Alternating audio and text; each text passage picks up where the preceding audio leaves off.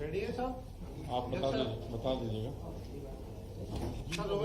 शुरू करें। जैसा कि आप जानते हैं कि कल पहले चरण का मतदान है मध्य प्रदेश में अपने यहाँ, जिसमें 6 पार्लियामेंट्री कॉन्स्टिट्यूएंसीज हैं, 6 संसदीय क्षेत्र हैं जहां मतदान कल होगा प्रथम चरण में। इसमें अगर हम असेंबली सेगमेंट्स देखते हैं तो 47 असेंबली कॉन्स्टिट्यूएंसीज हैं जो इन 6 संसदीय क्षेत्र में शामिल हैं, और जो इसका विस्तार है वो 13 जिले इसमें शामिल हैं। कुछ जिले पूर्णतः शामिल हैं और 2 जिले जो कटनी और नरसिंहपुर है उसका थोड़ा हिस्सा आता है। 29 जो संसदीय क्षेत्र हैं उसमें से 6 संसदीय क्षेत्रों के लिए मतदान हमारा कल होगा। इसमें कुल जो कैंडिडेट्स हैं, जो निर्वाचन लड़ रहे अभ्यर्थी हैं, उनकी संख्या 88 है। इसमें 81 मेल और 7 महिला हैं। सबसे ज्यादा कैंडिडेट जबलपुर में है जहां 19 कैंडिडेट हैं। शहडोल में सबसे कम अगर देखें तो 10 कैंडिडेट हैं। मतदान का जो समय है वो सुबह 7 बजे से लेकर के शाम के 6 बजे तक है।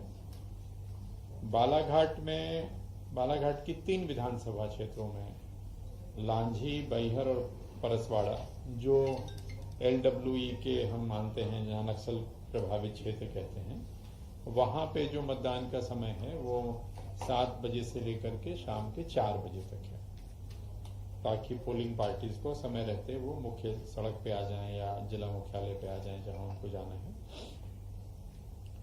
जो हमारे पोलिंग स्टेशन हैं फर्स्ट फेज में, उनकी कुल संख्या 13,588 है। ये 13,588 जो मतदान केंद्र हैं, इसमें 18 सहायक मतदान केंद्र भी शामिल हैं। 10 के जो मतदाता हैं, 100 साल से अधिक आयु के मतदाताओं की संख्या प्रथम चरण वाले मतदान क्षेत्रों में 771 है, 771। 18 से 19 साल के जो हमारे वोटर्स हैं, उनकी संख्या 3,44,244 है। 3,44,244। और जो सर्विस वोटर हैं, जिनको हम जो सेना में लोग हैं जो PTPBS से मतदान करते हैं, उनकी संख्या 10,522 है। तो ये तो मतदाताओं की संख्या की स्थिति है। अब जो मतदान केंद्र हमारे हैं वहां हम लोगों ने सारी व्यवस्थाएं की हैं। गर्मी को ध्यान में रखते हुए छाया की व्यवस्था, पानी की व्यवस्था, मेडिकल किट, ORS पैकेट्स वगैरह संपूर्ण व्यवस्था की गई है, क्योंकि गर्मी धीरे धीरे बढ़ ही रही है। ये जो हमारे मतदान केंद्र थे 13,588 जो मैंने पहले बताया, उसमें जो हम लोग पिछली बार भी हम मनाते हैं पिंक पोलिंग बूथ, वैसे मतदान केंद्र जिनमें चारों जो मैनेज्ड बूथ होंगे उनकी संख्या 33 है। इसके अतिरिक्त बालाघाट में जो कि थोड़ा नक्सल प्रभावित है, उसको देखते हुए जैसा हम लोगों ने विधानसभा के दौरान किया था वो इस बार भी किया है। एक एयर एम्बुलेंस हमारी जबलपुर में स्टेशन है और एक हेलीकॉप्टर हमारा बालाघाट में है, ताकि किसी भी प्रकार की यदि आवश्यकता पड़ती है तो तत्काल हम आवश्यक सुविधाएं मुहैया करा सकें। अपने यहाँ हेलीकॉप्टर से पार्टियों को ले जाने की आवश्यकता नहीं पड़ती, तो हेलीकॉप्टर हम लोग किसी प्रकार के रिलीफ और रेस्क्यू के लिए बालाघाट में रखते हैं और एयर एम्बुलेंस जबलपुर में रखते हैं। प्रथम चरण में जो होम वोटिंग हुई है, आप जानते हैं कि 85 प्लस से ज्यादा के जो लोग हैं और जो वैसे दिव्यांग साथी हैं जिनकी दिव्यांगता 40% से ज्यादा है, वो घर से मतदान करने का विकल्प ले सकते हैं। तो जिन लोगों ने घर से वोट किया है प्रथम चरण में, 85 प्लस के लोगों की संख्या 5,466 है, 5466। और जो हमारे दिव्यांग साथी हैं जिन्होंने सुविधा का लाभ उठाया, उनकी संख्या है 2,881, 2881। जो हमारे एसेंशियल सर्विसेज थी, अति आवश्यक सेवाएं, जिसमें इस बार हमारे पत्रकार साथी भी शामिल थे, उस श्रेणी से जिन लोगों ने पोस्टल बैलेट की सुविधा का लाभ उठाया है वो है 536।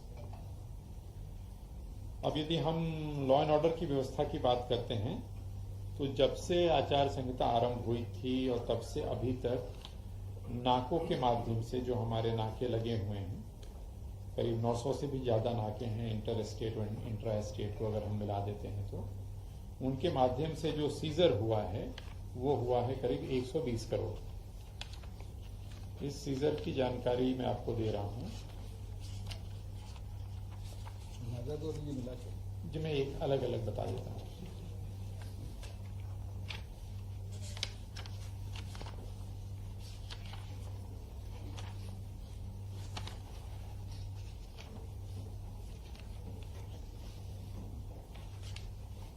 है क्या प्रवास आपके पास?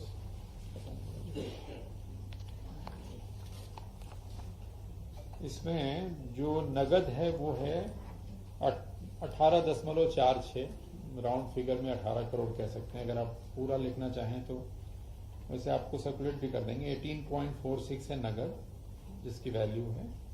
लिकर मतलब अवैध शराब जो पकड़ी गई है वो है 29.38, लगभग 30 करोड़। जो मादक पदार्थ हैं उसकी कीमत है 20.86। जो प्रेशस मेटल्स हैं उनकी कीमत है 9.96 और फ्रीवीज और अदर आइटम्स हैं उनकी है लागत 42 करोड़ के आसपास। टोटल 120 करोड़ का सीजर है।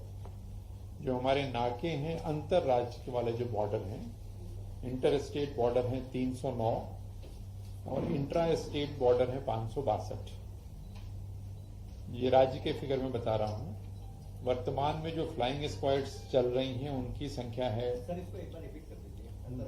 इंटर स्टेट, जैसे यूपी 5 राज्यों से हमारी सीमाएं लगती हैं। इंटर स्टेट नाकों की संख्या है 309 और इंट्रा स्टेट है 562। फ्लाइंग स्क्वाड है हमारे 793 और जो स्टैटिक सर्विलांस टीम होती है जो एसएसटी है वो है 912। तो इस तरह से ये सीजर की जानकारी है जो आपसे मैंने साझा करी। और टोटल जो आर्म्स लाइसेंस है हमारे यहाँ राज्य में वो है 2,84,503। 2,84,503 शस्त्र के विरुद्ध, शस्त्र धारकों के शस्त्र के विरुद्ध अभी तक जो हम लोग जमा करा चुके हैं वो है 2,72,937। तो लगभग 100% आर्म्स जमा हो गए हैं। जो आर्म्स जमा नहीं हुए हैं वो उस श्रेणी के हैं जिनको छूट होती है, जैसे बैंक के गार्ड्स होते हैं, कई सुरक्षा कर्मी होते हैं, कई लोगों का आत्मरक्षा वाली बात भी होती है। तो आर्म्स जमा कराने की कार्रवाई लगभग पूर्ण है। थोड़ी बहुत बची है, कुछ जिलों में 3rd या 4th फेज वाले होंगे, वहां भी चल रहा है। जो अपने 107-16 के केसेस होते हैं जिसमें हम प्रतिबंधात्मक कार्रवाई करते हैं ट्रबल मेकर्स के खिलाफ या जिनके खिलाफ पुराना प्रकरण वगैरह रहा है, तो आचार संहिता लगने से अभी तक की अवधि में 2,37,636 लोगों के विरुद्ध 107-16 की कार्रवाई की गई है। इसी प्रकार जो पुराने वारंट हमारे लंबित हैं उसमें से 41,000 वारंट्स की तामीली की गई है, जिसमें परमानेंट वारंट भी हैं और अरेस्ट वारंट भी।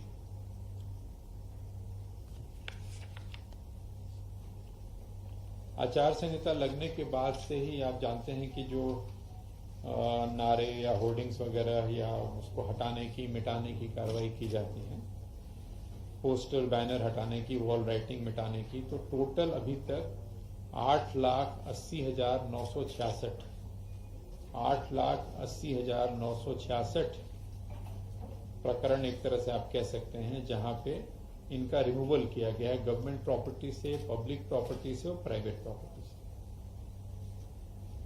एफआईआर जो टोटल दर्ज हुई हैं वो है 922 अभी तक, जिसमें आचार संहिता के उल्लंघन के मामले हैं, ये डिफेसमेंट के मामले हैं, गाड़ियों का मिसयूज का मामला है, लाउड स्पीकर के वायलेशन का मामला है, बिना अनुमति के सभाएं करने का मामला है, इंड्यूसमेंट का मामला है। तो इन सभी को मिलाकर के टोटल 922 प्रकरण एफआईआर दायर किए गए हैं।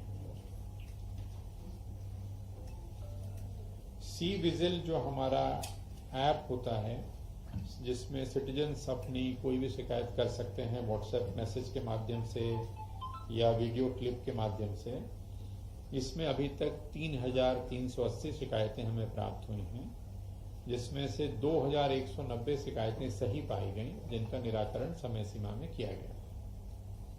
एक और ऐप है या पोर्टल है सुविधा ऐप, जिसके माध्यम से पॉलिटिकल पार्टी के लोग अनुमति मांगते हैं, कैंडिडेट्स अनुमति मांगते हैं, चाहे वो रैली की अनुमति हो, चाहे वो वाहन की अनुमति हो।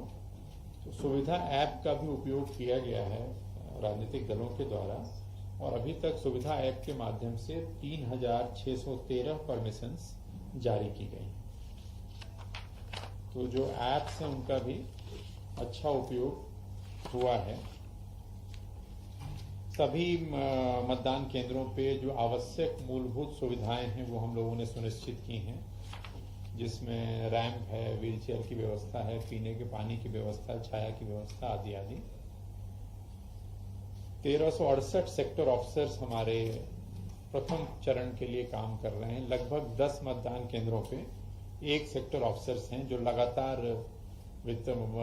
उसमें भ्रमण करेंगे, और प्रयास ये होता है कि आधे घंटे के अंदर वो हर मतदान केंद्र को एक बार टच करें। तो सेक्टर ऑफिसर की टीम चलती है, सेक्टर पुलिस की मोबाइल चलती है, सेंट्रल फोर्सेज हैं, सभी के माध्यम से प्रयास है कि पीसफुल मतदान, फ्री और फेयर मतदान सुनिश्चित किया जाए। वेबकास्टिंग एक बहुत इंपॉर्टेंट चीज है। आप जानते हैं कि मतदान केंद्रों पे हम लोग वेबकास्टिंग के माध्यम से उसकी स्ट्रीमिंग करते हैं, उसकी मॉनिटरिंग करते हैं। तो जैसा मैंने पहले बताया था कि कुल मतदान केंद्र 13,588 हैं। उन 13,588 मतदान केंद्रों में से 8,059 मतदान केंद्रों पर वेबकास्टिंग की व्यवस्था इस बार है। इस बार एक नई चीज और हम लोग कर रहे हैं कि कई मतदान केंद्रों पे अभी तक हम वेबकास्ट जो कैमरे थे हम अंदर लगाते थे, कई मतदान केंद्रों पे इस बार हम कैमरे बाहर भी लगा रहे हैं, ताकि क्यू मैनेजमेंट में हमें आसानी हो। और ऐसे लोकेशंस जहां 2 या 3 से ज्यादा मतदान केंद्र हैं, वहां पे हम उसको ये भी देख सकें कि बाहर में कोई गलत या गड़बड़ी की आशंका है उसको समाप्त किया जा सके। जो हमारी एमसी कमेटी है, जो राज्य स्तर पे भी है और जिला स्तर पे भी है, जिसके माध्यम से अभी तक 23 विज्ञापनों को प्रमाणित किया गया है। मतदान प्रतिशत की जानकारी के लिए अपना ऐप है, वोटर टर्नआउट ऐप, जिसके माध्यम से वोटिंग परसेंटेज की जानकारी लगातार मिलती रहेगी। आपके माध्यम से ये भी मैं बताना चाहूंगा कि वोटर आईडी कार्ड के अतिरिक्त और भी 12 प्रकार के वैकल्पिक दस्तावेज हैं, जिनके माध्यम से व्यक्ति वोट कर सकता है। तो यदि किसी व्यक्ति के पास कोई वोटर आईडी कार्ड नहीं है, या उस दिन नहीं मिल रहा है, या गुम हो गया है, तो उसको चिंता करने की जरूरत नहीं है। वो अपने Aadhaar card, PAN card, driving licence, मनरेगा का job card, passport, passbook, pension दस्तावेज, इस प्रकार के कई सारे सरकारी दस्तावेज, इसका हम लोग व्यापक प्रचार प्रसार भी करते हैं, अखबार में विज्ञापन भी देते हैं कि यदि आपका नाम मतदाता सूची में है और किन्हीं कारणों से वोटर आईडी कार्ड प्राप्त नहीं है या खराब हो गया, नहीं मिल रहा है, तो चिंता नहीं करें। क्यूआर जो अभी आ रहा है उसमें, तो उसके माध्यम से आप वोट कर सकते हैं। मतदाता पर्ची का वितरण सभी जो फर्स्ट फेज और सेकेंड फेज में चल रहा है, फर्स्ट फेज के तो सभी का वितरण हो गया है क्योंकि कल मतदान है। तो जिनको इसमें भी एक चीज स्पष्ट होनी चाहिए कि यदि किसी को मतदाता पर्ची नहीं मिली है, तो उसको इस बात से उसको ये भ्रम नहीं होना चाहिए कि यदि मतदाता पर्ची नहीं मिली है तो वोट नहीं कर सकता। वोट करने के लिए आवश्यकता है मतदाता सूची में आपका नाम होना। मतदाता पर्ची हम लोगों ने हर व्यक्ति तक पहुंचाने का प्रयास किया है। जैसा भी आप पूछ रहे थे, तो मतदाता पर्ची में क्यूआर कोड है। यदि क्यूआर कोड आप स्कैन करते हैं तो उसके माध्यम से भी आपको जानकारी प्राप्त होती है कि आपका बूथ कहाँ है, आपका कौन से नंबर पे नाम है, मतदाता सूची में की डिटेल्स क्या हैं, कौन सा मतदान केंद्र है वगैरह। जो हमारा पोलिंग परसेंटेज रहा है पिछली बार का,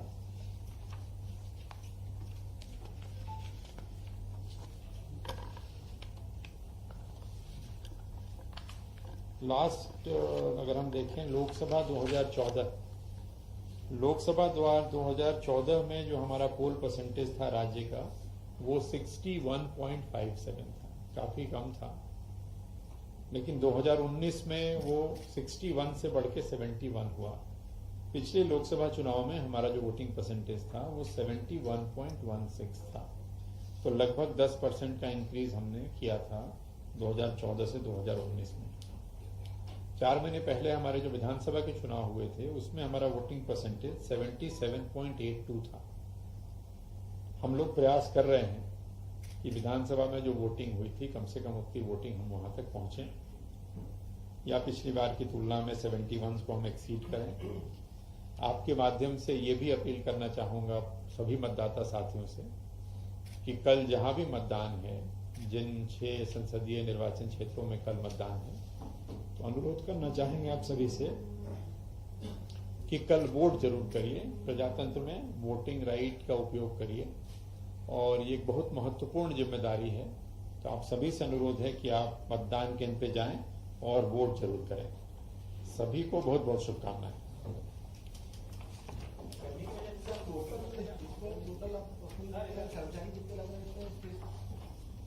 देखो, टोटल कर्मचारी का मतदान केंद्रों की संख्या बता दी 13,588। एक मतदान केंद्र पे 4 ऐसे लग जाएंगे, मतदान कर्मी हो जाएंगे, पुलिस के 2 लोग, सेंट्रल फोर्सेस, सेक्टर ऑफिसर। तो टोटल अगर आप देखोगे तो संख्या अगर आप पूरे राज्य का निकालोगे तो 5-6 लाख लोग तो लगते हैं, 6 लाख लोग तो लगते हैं। अगर आपके 65,000 मतदान केंद्र हैं, फिर रिजर्व काउंट करो तो काफी। फिर जिनको अपन नहीं गिनते हैं, जो सामग्री बांटता है वो भी चुनाव में लगा हुआ है, जो सामग्री लेता है, हम लोग भी लगे, सारे लोग, वैसे आप भी लगे हो, सभी लगे। हाँ, ये मैं बता देता हूँ, 1 सेकेंड। आज एक वो अनफॉर्चुनेट एक इंसिडेंट मंडला में हुआ है। मंडला में निर्वाचन सामग्री वितरण के दौरान हमारे एक मतदान दल के साथी की सडन उनको कार्डियक अरेस्ट हुआ, और यद्यपि वहाँ एम्बुलेंस भी थी, सिविल सर्जन भी थे, प्रयास किया गया, लेकिन अस्पताल ले जाते उनकी मृत्यु हो गई। इसका हम सभी को बहुत अफसोस है। हम लोगों ने उनकी जो अनुग्रह राशि है 15 लाख रुपए वो स्वीकृत कर दी है, और वहाँ के जो ट्राइबल डिपार्टमेंट मंडला में जो एसी ट्राइबल हैं उनको निर्देशित किया गया है कि उनकी पत्नी की शैक्षणिक योग्यता के आधार को ध्यान में रखते हुए अनुकंपा नियुक्ति का प्रकरण तत्काल तैयार करके। इनका नाम है मनीराम कांवरे। डिटेल्स मैं आपको दे दूंगा, पता नहीं मैं मनीराम कांवरे टेबल पे रखा था मैंने, 1 सेकंड वो हम बता देता हूँ।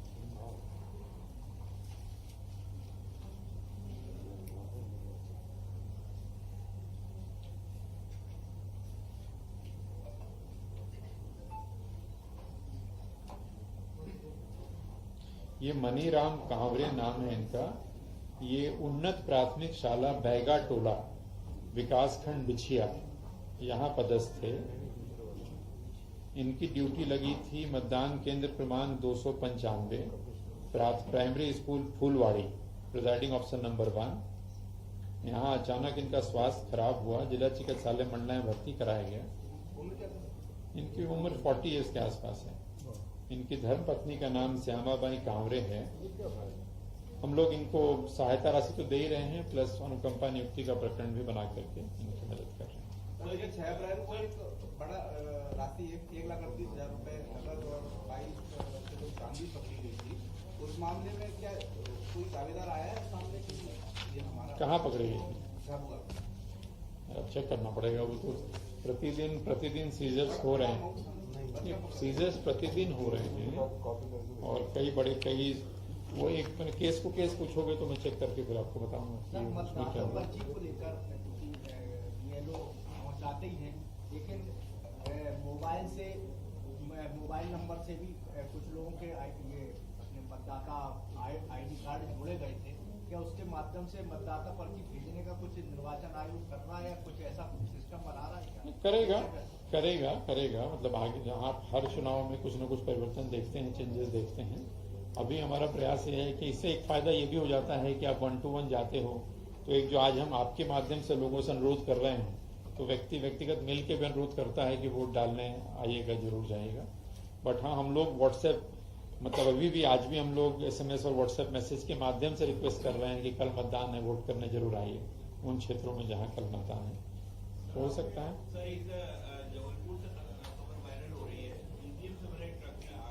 नहीं, मैंने चेक किया है, ये सही नहीं है। मैंने पूछा था कलेक्टर जबलपुर से, रिपोर्ट भेज रहे हैं आने के पहले।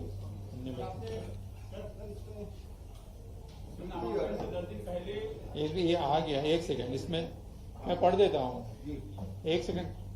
ये जो रिपोर्ट है ये है कि ट्रक क्रमांक UP 65 DT दिल्ली तेलंगाना 3924 नगर निगम जबलपुर द्वारा पानी की बोतल लाने के लिए अनुबंधित किया गया है। रात्रि में पानी की बोतल उतारने के बाद ट्रक को साइड वाली सड़क पर ड्राइवर नरेश द्वारा पार्क किया गया था। सुबह लगभग 9:30 बजे किसी तकनीकी खामी की वजह से ट्रक में आग लग गई। मौके पर मौजूद फायर फाइटर द्वारा तत्काल आग को बुझा दिया गया। ट्रक में EVM का परिवहन नहीं किया गया है। EVM पूर्णतः सुरक्षित है। ये रिपोर्ट जब आग लगी जबलपुर से रिपोर्ट है। आपने 120 करोड़ का जो सीजन बताया है उसकी कोई ब्रेकअप है क्या डिस्ट्रिक्ट वाइज या फिर लोग खाली कॉन्स्टिट्यूएंसी वोट करने जा रही है? हाँ यार, एक सेकंड, फिर कागज ढूंढना सर पड़ेगा। ये रहेगा तो अपना तो नहीं, देखता हूँ। ज्यादा सहयोग हो जाएगा। 4,000 करोड़ पूरे भारत में अभी तक सीधे हुआ है, उस हिसाब से अपना और बढ़ जाएगा। देखो, ये जो है मेरे पास जानकारी इस क्षेत्र में, जो ये तो सेकंड फेज वाली है, कल की फर्स्ट फेज वाली है क्या? फर्स्ट फेज के 13 जिलों के सीजर की रिपोर्ट हुई, कल वाली मीटिंग के लिए सेकंड फेज वाली मेरे पास अभी मंगा के देते हैं आपको। सेकंड फेज जो कल था इसमें मेरे पास है, ये सेकंड फेज वाले में क्या सुनोगे, छतरपुर में जैसे 1 करोड़ 69, टोटल 20 करोड़ है, जिसमें सबसे ज्यादा जो दिखता है कटनी में 4.53 और सेकंड नंबर पे मुझे दिखता है ये रीवा 3.81, नहीं इसके पहले 4 ये सतना में 4.29। इस तरह से है। देखो इसमें क्या होता है कि ये भी है कि कंसाइनमेंट कहाँ के लिए जा रहा था, इंटरसेप्ट कहाँ हुआ, तो मे बी कि वो उस जिले के लिए नहीं था, जा कहीं और रहा था। इस आधार पे कहना उतना सही नहीं है कि किस जिले में कितना हुआ है, बट फिर भी जा कहीं होता है, पकड़ा है वही बता रहे हैं, वही बताया आपको फिगर, सेकंड फेज वाला, फर्स्ट फेज वाला। सर ये शराब अगर पकड़ी जाती है तो ड्राइवर पकड़ा जाता है, उनके आरोपी में पकड़ा जाता है। इसमें जो भेजने वाला व्यक्ति वहां तक मतदारा पहुंचते हैं, उसको बैकवर्ड ट्रेस करते हैं, जो किंग पिन से उनको पकड़ते हैं। जैसे कई बार हरियाणा साइड से आती है, पंजाब साइड से आती है, इधर होते हुए गुजरात जाती है, पकड़ते हैं। बैकवर्ड ट्रेस भी पुलिस करती है, पकड़ती है। सर ये अभी हाल ही में ये EVM पर जो बटन दबाने का अभी सामने आया था कि बटन कहीं भी दबा रहे और निकल बीजेपी की पर्ची रही है, उसमें अधिकारी दोषी क्यों पाया गया, उसको क्यों सस्पेंड किया गया? कौन से अधिकारी? उसमें अधिकारियों को सस्पेंड किया गया। कौन से अधिकारी? मुरैना जिले में कब? अभी 8 या 15 दिन पहले। नहीं, ये आप 8 दिन पहले जैसे कोई घटना ही नहीं हुई, आप जानकारी थोड़ा सा कहीं है कहीं नहीं। होम वोटिंग वाला जो आपने बताया 85 प्लस टोटल 5,466 टोटल अप्लाई किया, 100% वोट हुआ है। हाँ, जिनने अप्लाई किया उनको सुविधा दी गई, उनको सुविधा दी। 100% वोटिंग हाँ। हुई इसका नहीं लोग लोग बहुत ज्यादा है अप्लाई, 10-11% लोगों ने किया है। जिन्होंने अप्लाई किया उनने वोट किया। मतदान के नामांकन के 10 दिन पहले जो मतदाताओं के नाम जोड़ने का अभियान है, इसमें कितने बड़े 13 जिलों में जिन लोगों ने भी आवेदन 10 दिन पहले तक दिया होगा वो बढ़े होंगे। अब एक जिले वाले वो जानकारी नहीं है, अलग से मांगोगे तो दे देंगे आपको। चलिए, धन्यवाद, थैंक यू।